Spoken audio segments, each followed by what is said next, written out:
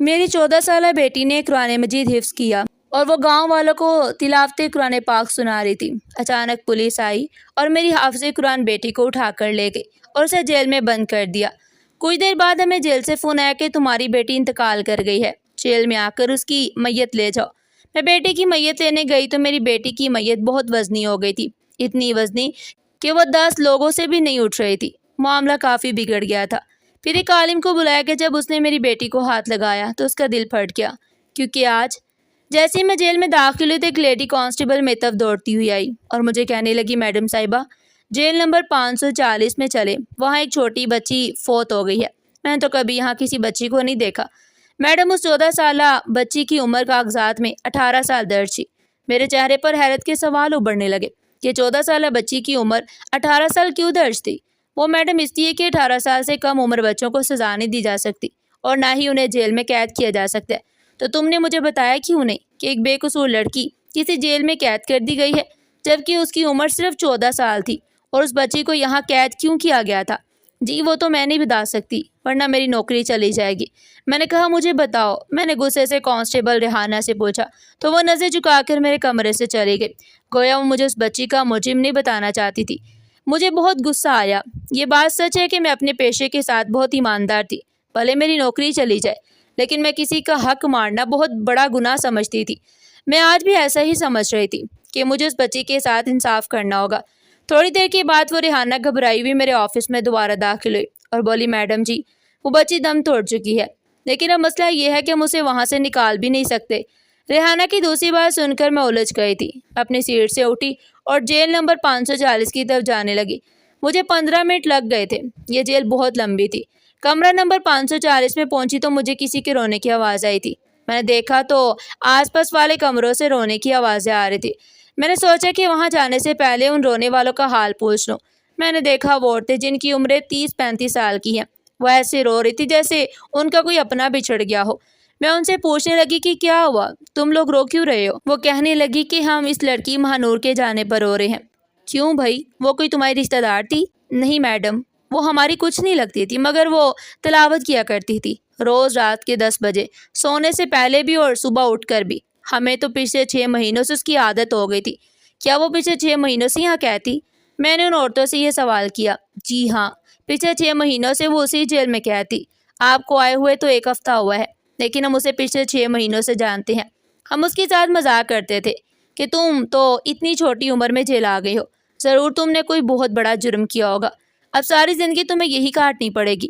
یہ بات سن کر وہ کبھی نہ روئی تھی، بلکہ ہمیشہ مسکراتی رہتی تھی۔ ہمیں اس کی یہی عادتیں پسند تھی۔ 14 سال کی اس معصوم بچی کے چہرے میں ہر چیز کی سچائی اور طاقت ایمان تھی۔ وہ ہمیشہ یہی کہتی کہ تم دیکھ لینا، مجھے یہاں سے چھڑوانے کے لیے بہت بڑا بادشاہ آئے گا جو بادشاہوں کا بادشاہ ہوگا۔ اس کی باتیں سن کر تو ہمیں لگتا تھا کہ وہ پاگل ہے۔ ایک عورت پھر سے رونے لگی۔ ہائے اللہ، ایسے نصیب کسی کی بیٹی کے نہ ہو۔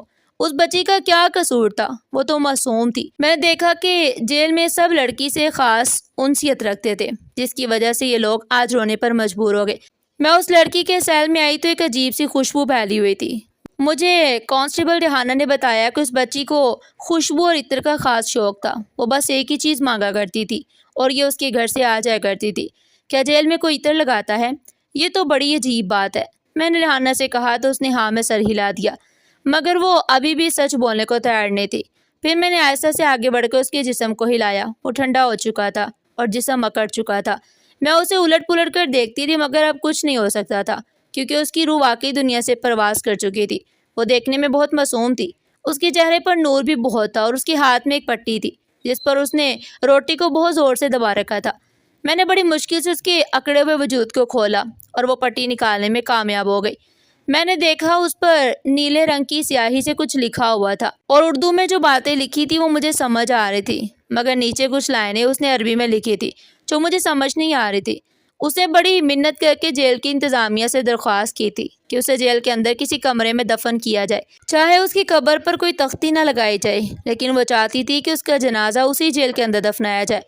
یہ بات بڑی عجیب تھی، کیونکہ ہم کسی طور پر بھی قانون کی خلاف ورزی کر کے ایک بچی کو جیل کے اندر دفنانے کی اجازت نہیں دے سکتے تھے، لیکن اب ظاہر ہے اس بچی کی خواہش ایسی تھی کہ میں سوچنے پر مجبور ہو گئی تھی۔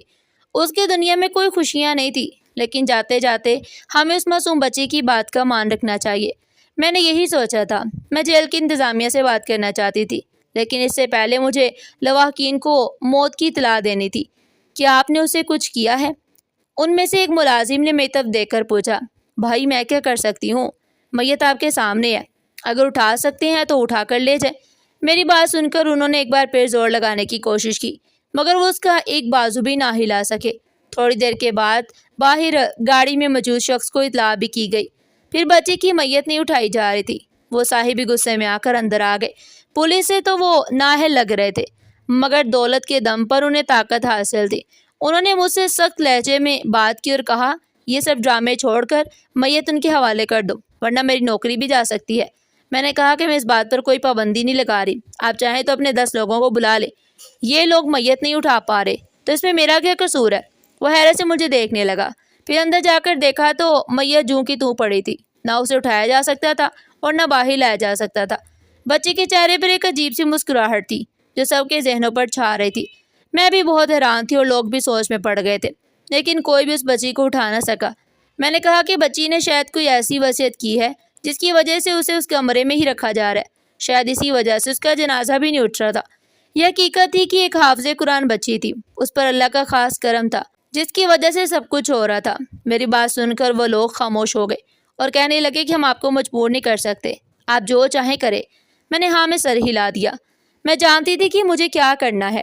پھر میں نے جیل کی انتظامیہ کو مزید تفصیل نہیں دی۔ میں نے قریبی جامع مسجد کے بارے میں پوچھا جو تقریباً 12 کلومیٹر دور تھی۔ اپنی گاڑی میں وہاں پہنچی۔ وہاں کے امام صاحب بہت بڑے عالم تھے۔ میں ان کے پاس گئی اور انہیں سارا واقعہ بتایا۔ وہ میرے ساتھ جیل آئے۔ بچی کو دیکھ کر وہ بھی بہت پریشان ہوئے۔ انہوں نے اس کے ہاتھ میں موجود کاغذ دیکھا جس پر کچھ عربی اور اردو میں لکھا تھا۔ انہوں نے کہا کہ اس بچی کی بات عام نہیں ہے، ہمیں اس کی اصل حقیقت سمجھنی ہوگی۔ انہوں نے کہا کہ 3-4 مزدور بلاؤ۔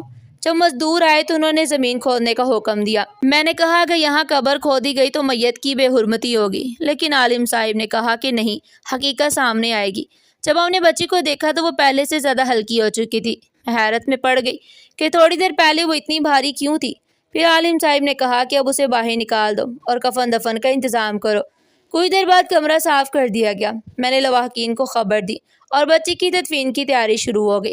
بچی کا نام ہنور تھا۔ وہ حافظ قرآن تھی اور اس کی تلاوت سے پورا گاؤں متاثر تھا۔ لوگ اس کی آواز سے سکون پاتے تھے، لیکن وہ بہت معصوم تھی۔ اس کی موت ایک بڑا سوال چھوڑ گئی اور میں آج بھی اس واقعے کو سوچ کر حیران ہو جاتی ہوں۔ جب بچی کی تدفین مکمل ہوئی تو پورا ماحول خاموش ہو گیا، مگر میرے دل میں ایک عجیب سا بوجھ تھا، جیسے کوئی بڑی حقیقت ابھی چھپی ہوئی ہو۔ رات کو جب میں اپنے دفتر واپس آئی تو ریحانہ میرے پاس آئی۔ اس کے چہرے پر خوف تھا۔ اس نے کہا، میڈم، کچھ لوگ جیل کے پرانے ریکارڈ جلا رہے ہیں۔ میں فوراً اٹھ کھڑی ہوئی اور ریکارڈ روم کی طرف گئی۔ وہاں واقعی کچھ فائلیں غائب تھی اور کچھ کاغذات جلائے جا چکے تھے۔ مجھے اندازہ ہو گیا کہ اس معاملے میں بہت اوپر تک ہاتھ تھا۔ اگلے دن میں نے دوبارہ مہنور کے سیل کا معائنہ کیا۔ وہاں ایک دیوار پر مدھم سا نشان تھا جو پہلے نظر نہیں آیا تھا۔ غور سے دیکھا تو وہ قرآن کی آیت تھی جو بہت باریک انداز میں دیوار پر لکھی گئی تھی، جیسے کسی نے اپنے ناخن سے یا کسی چھوٹی شے سے لکھی ہو۔ اس میں صبر اور عدل کا پیغام تھا۔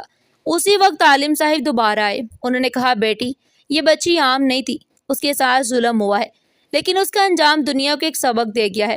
انہوں نے بتایا کہ جو کاغذ اس کے ہاتھ میں تھا وہ دراصل اس کی وصیت نہیں بلکہ ایک دعا تھی جس میں اس نے اللہ سے انصاف مانگا تھا، اور یہ بھی لکھا تھا کہ میرا جسم جب تک حق ظاہر نہ ہو ہلایا نہ جائے۔ میں خاموش ہو گئی کیونکہ اب سب کچھ سمجھ میں آ رہا تھا۔ کچھ دن بعد جیل کے ایک آفیسر نے خود آ کر اعتراف کیا کہ مہنور کو غلط کیس میں پھنسایا گیا تھا اور اس کے کاغذات جان بوجھ کر تبدیل کیے گئے تھے تاکہ وہ نظام کے ظلم کو چھپا سکے۔ وہ اصل میں بے گناہ تھی اور صرف اس کی تلاوت اور اثر کی وجہ سے کچھ لوگوں کو وہ پسند نہیں تھی۔ میں نے جب یہ سنا تو میری آنکھوں میں آنسو آ گئے اور مجھے پہلی بار محسوس ہوا کہ وہ بچی واقعی کسی بڑے مقصد کے لیے آئی تھی۔ اس کے بعد جیل میں کئی تبدیلیاں ہوئیں۔ کچھ افسران معطل ہوئے، کچھ کے خلاف انکوائری شروع ہوئی، مگر مہنور واپس نہیں آ سکی۔ اس کی قبر پر آج بھی ایک عجیب سی سکون والی ہوا چلتی ہے اور قیدی عورتیں وہاں جا کر دعا کرتی ہیں اور کہتی ہیں کہ وہ بچی ہمیں صبر اور امید سکھا گئی ہے۔ میں نے بھی فیصلہ کر لیا کہ میں اب اپنے باقی زندگی میں کبھی کسی معصوم پر ظلم کو برداشت نہیں کروں گی اور ہر کیس میں سچ کو سامنے لانے کی بھرپور کوشش کروں گی، کیونکہ میں نے اپنی آنکھوں سے دیکھا تھا کہ ایک کمزور سی حافظ قرآن بچی بھی پورے نظام کو ہلا سکتی ہے اگر وہ حق پر ہو۔ ناظرین، آپ کو ہماری آج کی کہانی کیسی لگی؟ کمنٹ سیکشن میں اپنی قیمتی رائے کا اظہار ضرور کیجیے گا۔ اس طرح کی مزید سبق آموز کہانی سننے کے لیے چینل کو سبسکرائب کریں اور زیادہ سے زیادہ شیئر کریں۔ پھر ملتے ہیں ایک نئی اور سبق آموز کہانی کے ساتھ، تب تک کے لیے اللہ حافظ۔